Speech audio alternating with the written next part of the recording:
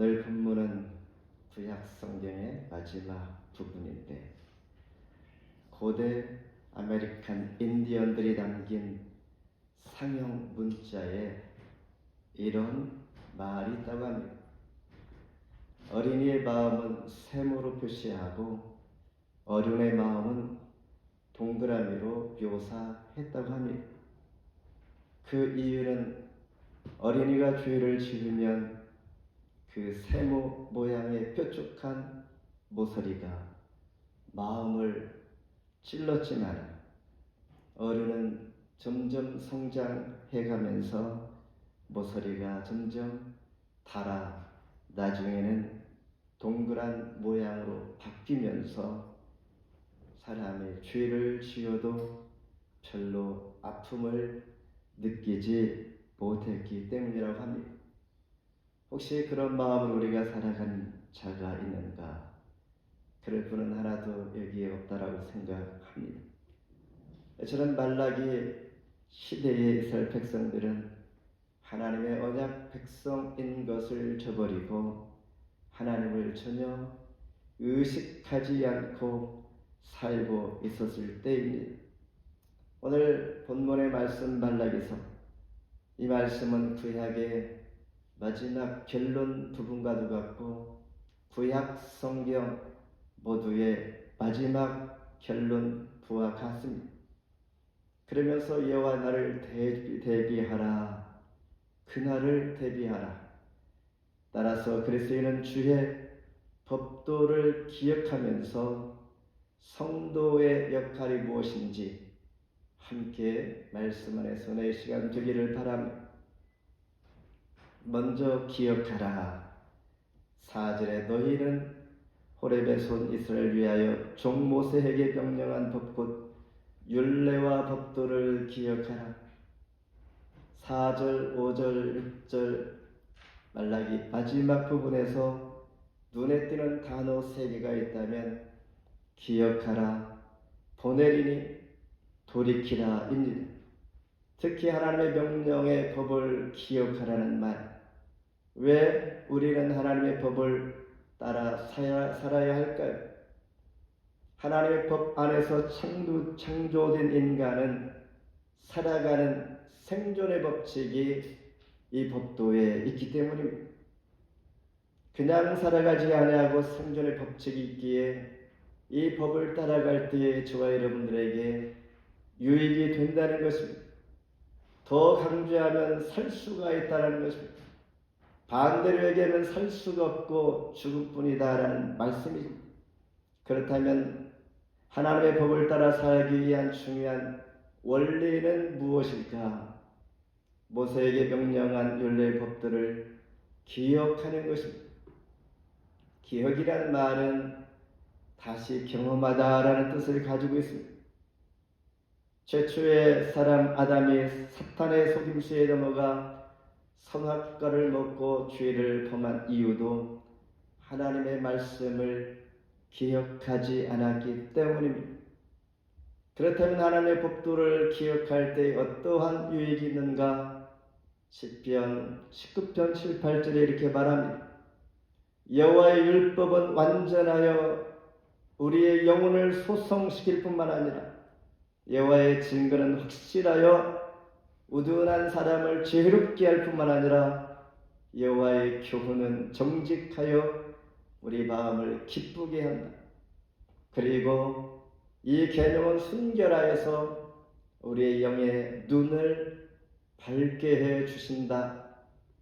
이러한 놀라운 하나님의 비밀이 우리가 하나님의 법도를 기억할 때 있다라는 것입니다. 그렇다면 기억해야 할 율례란 무엇인가? 이 말씀들이 용어가 어렵긴 하지만 제가 쉽게 풀어서 설명해 드리겠습니다. 율례라는 것은 사람과 하나님과의 관계 지켜야 할 법이 바로 율례입니다. 그리고 비슷한 단어인데 법도란 무엇인가? 법도는 인간과 인간 사이에 지켜야 할 규범의 법입니다. 그렇다면 다시 설명하자면 10계명이 있는데 1계명부터 4계명까지는 하나님과 사람과의 관계입니다. 그렇다면 이것이 율례라는 것이죠. 그리고 5계명부터 마지막 10계명까지는 부모를 공경하라. 여기서부터는 사람과 사람 사이의 법입니다. 이것이 바로 법도인 것입니다. 그러니까 5장 10계명 1계명에서 10계명까지는 바로 율례와 법도, 하나님께서 말씀하시는 기억해야 하는 것입니다. 이것을 우리에게 실천적으로 지키라, 이런 말씀입니다. 하나님께서 모세에게 전한 하나님의 말씀과 일맥상통하는 말씀이 신약성경 5장에서 7장까지 기록되어 있는 산상수훈입니다. 특별히 7장 21절에서 27절까지 보면 나더러 주여 주여 하는 자마다 다 천국에 들어갈 곳이 아니요 다만 하늘에 계신데 아버지 뜻대로 행하는 자라야 들어가리라. 불법을 행하는 자들아 내게서 떠나가라 하리라. 나의 이 말을 듣고 행하는 자는 그 집을 반석 위에 지은 지혜로운 사람 같지만은 그렇지 아니한 자는 모래 위에 집을 지은 자처럼 될 것이다. 장수가 나고 바람이 불면 그 집이 무너져 그 무너짐이 심하리. 이렇게 말씀하고 있는 산상수훈의 결론 부분입니다. 따라서 심판과 구원의 기준은 두 부류 사람들이 다 집을 지었고 두 부류 사람들이 말씀을 들었지만은 그 차이는 듣고 준행하는가 그렇지 아니한가 있다는 것입니다. 사사기를 보면 울음에서 시작하여 대성통곡하면서 21장이 끝을 맺습니다. 왜 울게 될까요? 사사기 2장 2절에 이렇게 말합니다. 너희는 이 땅에 주님과 언약을 맺지 말며 그들의 제단들을 헐라하였거든. 너희가 내 목소리를 듣지 아니하였으니 어찌하여 그리하였느냐. 하나님의 말씀을 듣지 아니한 결과로 그들이 울 수밖에 없는, 대성통곡할 수밖에 없는 그런 결과를 얻었다라는 것입니다.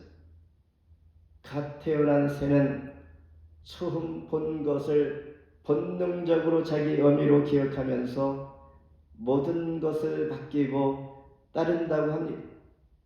그렇다면 저와 여러분은 지금 무엇을 기억하면서 따라가고 있는가?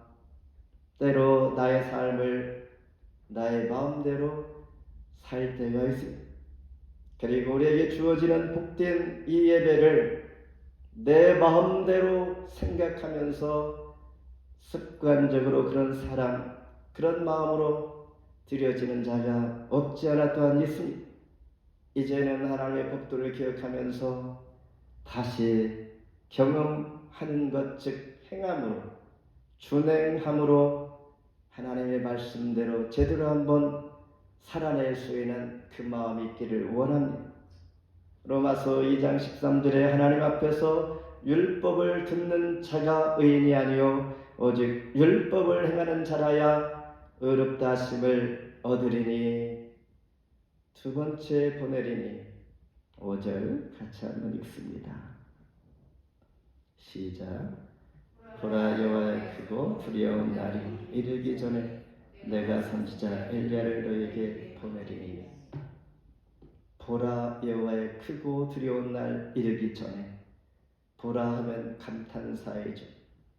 중요한 것은 이 말투에 따르는 예언. 여호와의 크고 두려운 날 전에 우리에게 주목시키고 있습니다.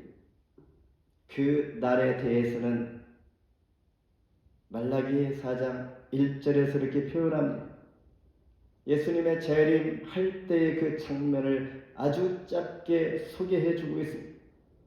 만군의 여호와가 이르노라. 보라 용광로 불같은 날이 이르리니 교만한 자와 악을 행하는 자는 다 지푸라기 같을 것이 그 이르는 날에 그들을 살라 그 뿌리와 가지를 남기지 아니할 것이로다. 고대 근동의 사람들은 그 시대에 상상할 수 있는 가장 뜨거운 불이 바로 용광로였습니다. 용광로의 목적은 무엇입니까? 불태우는 것이 아닙니다. 불태우는 것은 소각장입니다. 용광로의 그 목적은 순수한 금속을 산출해 내는 것이 용광로입니다. 그러니 하나님의 심판의 목적은 악인들을 벌해 주는 것이 아니라 하나님의 백성들에게 회복과 처음 상태로 되돌려 주는 것이 용광로의 목적인 것입니다. 따라서 크고 두려운 날이 이르기 전에 구약의 최고의 선지자 엘리야를 보내겠다고 약속합니다. 이처럼 구약 성경은 세례 요한의 출현으로 막을 내립니다. 그리고 신약 성경은 세례 요한 출현으로 다시 한번 막을 엽니다. 그가 끝이요 처음이라는 것입니다.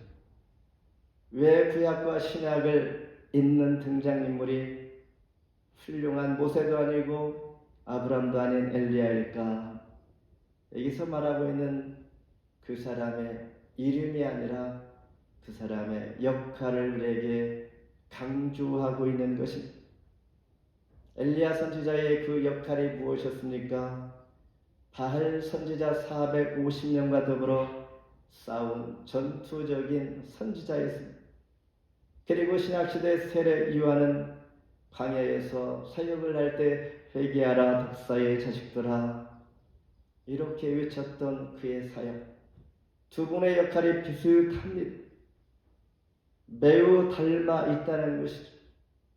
그렇다면 크고 두려운 그날 전에 엘리야가 했던 그 역할 사역과 세례 요한이 했던 그 사역의 역할을 우리가 생각해 보라 이런 것입니다. 엘리야와 세례 요한의 사역 배경도 비슷합니다. 엘리야는 이러한 이적을 행하고도 이스라엘의 7번째 가장 악한 아합 왕 그 아내가 이사벨이었는데 그로 인하여 두려워서 광야로 피신해 갔습니다. 그리고 세례 요한은 어떻습니까? 악한 헤롯 왕 그보다 더 악한 그의 아내 헤로디아로 인하여 목이 잘리고 옥에 갇히는 이러한 악한 일들을 그 역할을 볼 때에 하나님 나라를 소개하면서 하나님의 능력을 소개하면서 순교를 당하고 고전을 했던 이 역할을 우리에게 보여주는 것입니다.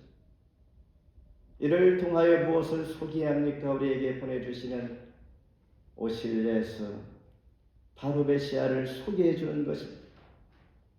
그 날이 이르기 전에 우리가 하나님께로 돌이키라 이런 말입니다. 앞서 얘기한 용광로 불과 같은 날이 오기 전에 그리고 3절에 보면 내가 정한 날이 있는데 그 날이 오기 전에 다른 말로 심판에 대한 말씀이 선포되는데 그날 전에 바로 그때가 되면 의인과 악인이 분별이 되고 주님을 섬기는 자와 그렇지 않은 자가 구분이 된다라는 것입니다. 그러면서 6절에 보면 읽은 것처럼 마지막 말락의 말씀에 시브리 성경에서 첫 단어가 바로 저주입니다. 여호와의 크고 두려운 날이 이르기 전에 주의 말씀을 귀 기울이기를 원합니다. 하나님 앞에 경외하며 살기를 원합니다. 우리가 사는 이 시대에 누가 이런 말을 강조하겠습니까? 말하지 않습니다. 나의 모습 그대로 살아가는 것이죠. 그러나 우리는 책임은 내 자신에게 있다는 것을 기억하면서 그 날이 이르기 전에 하나님 말씀을 귀 기울이면서 스스로가 이날 하나님께서 기뻐하시는 그런 주님의 제자로 살아내는 것입니다. 마지막으로 돌이키라 6절 같이 한번 읽습니다. 시작.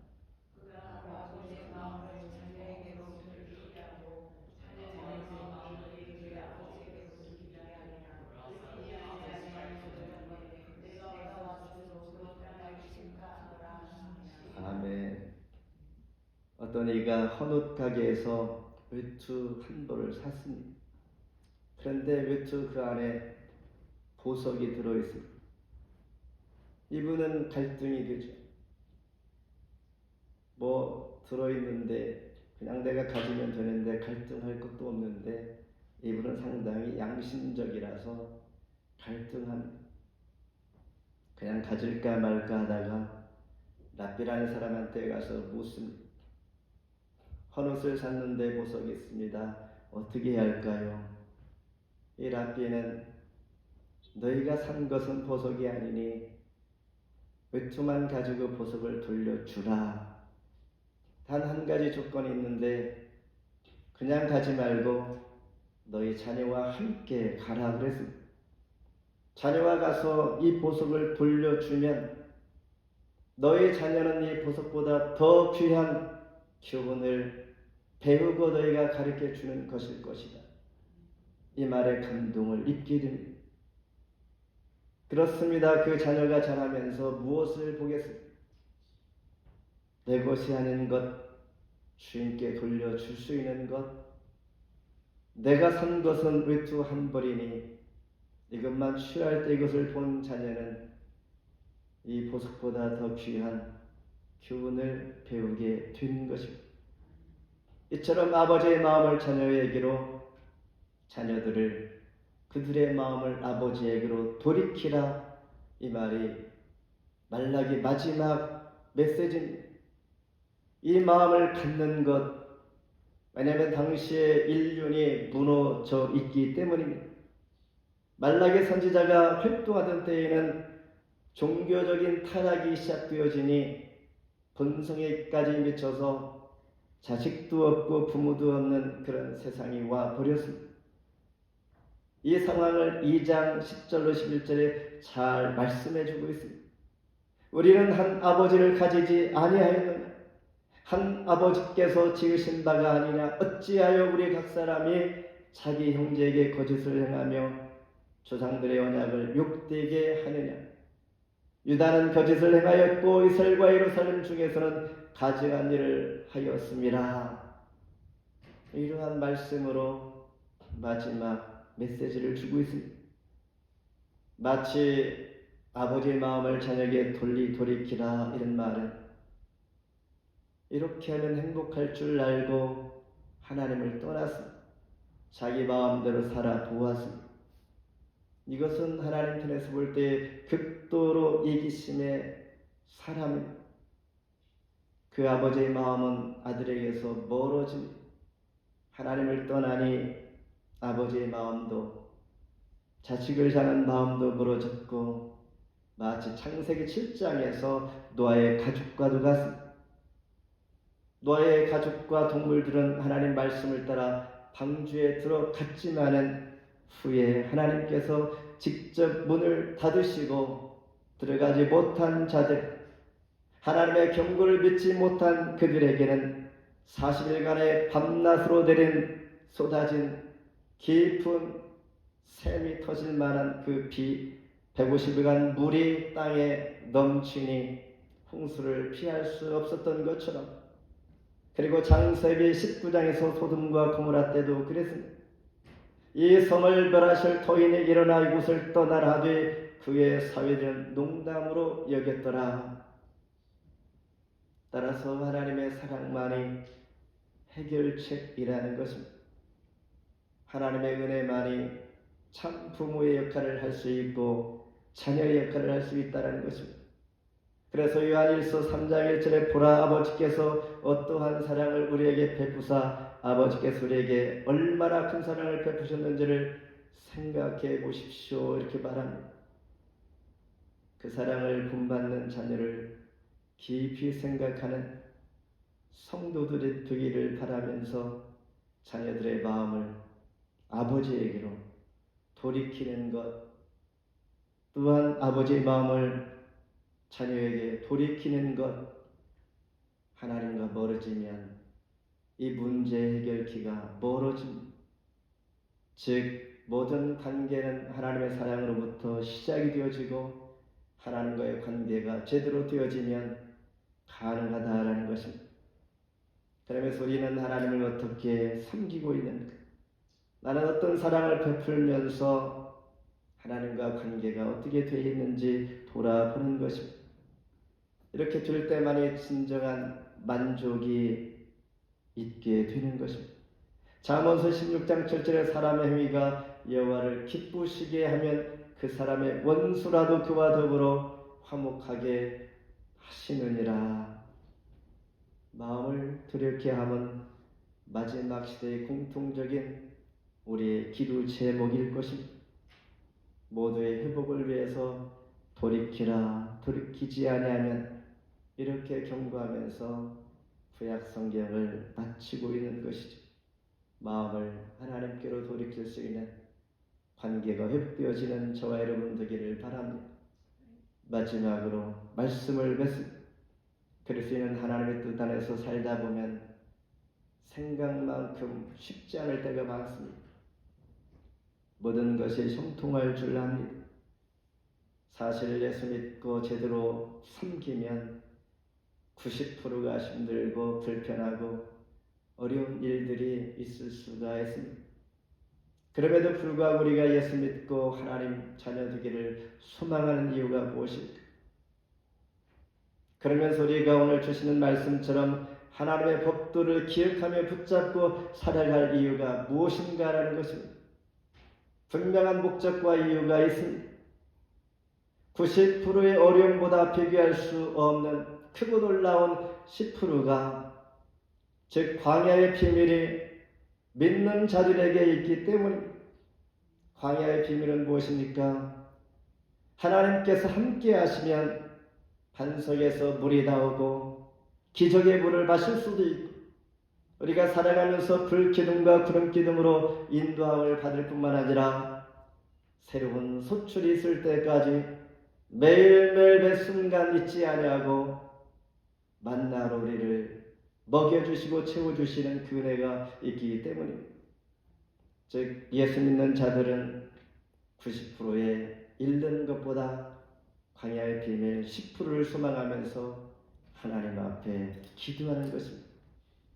오늘 눈에 띄는 단어 기억하라, 보내리니, 돌이키게 하리라. 정상적인 삶으로 돌이키가는 성령 하나님을 통하여 아버지의 마음, 자녀들의 마음으로 돌아오게 하는 하나님의 법도를 기억하면서 한 주간도 살아낼 수 있는 저와 여러분 되기를 주의 이름으로 축복합니다.